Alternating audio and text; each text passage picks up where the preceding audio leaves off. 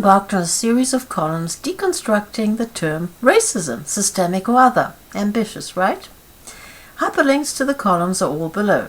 Systemic racism or systemic rubbish is the first of its kind. You can imagine on what side I fall. Essentially, the systemic racism refrain or expression is a meaningless abstraction. Has anyone bothered to cast the nebulous racism expression in vaguely measurable, quantifiable terms? I didn't think so. Until you have done this hard work, racism, systemic or other, remains nothing but a thought crime. And what is a thought crime? That is, impolite and impolitic thoughts, spoken, written, preached, tweeted, or whatever. Thought crimes are absolutely nobody's business in a free society. The law already mandates that people of all races be treated equally under its protections. The law then is not the problem, logic is, or rather illogic. In particular, the logical error of reasoning backward. Backward reasoning, as taught to us by Sherlock Holmes, applies with reasonable certainty when only one single plausible explanation for events being examined exists. Systemic racism is most certainly not the only plausible explanation for the lag in fortunes of African Americans, although as it stands, systemic racism is inferred solely from the following single fact. On average, African Americans trail behind whites in assorted academic and socio-economic indices and achievements.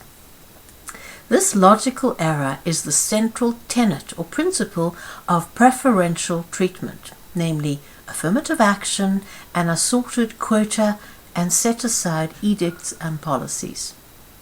According to this diversity dogma, justice is achieved only when racial and ethnic groups are reflected in academia and in the professions in proportion to their presence in the larger population.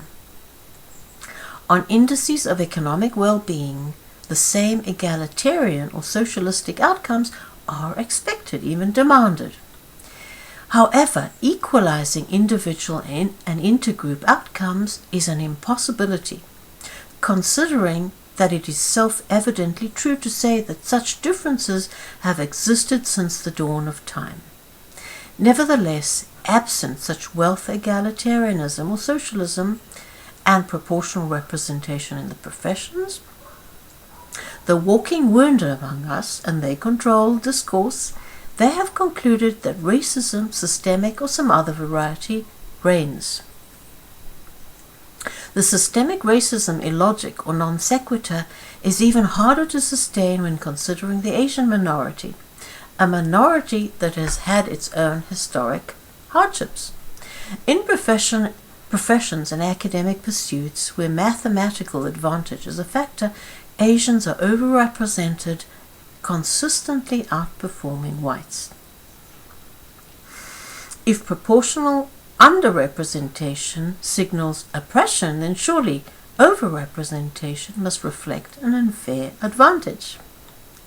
And if social justice requires that the state and corporate America act as social and economic levelers, then surely fairness demands that all minority groups that are overrepresented in assorted endeavors be similarly kneecapped in the name of equality or socialism. What next? Should we make the NBA or the 100-meter dash more representative of America? Please.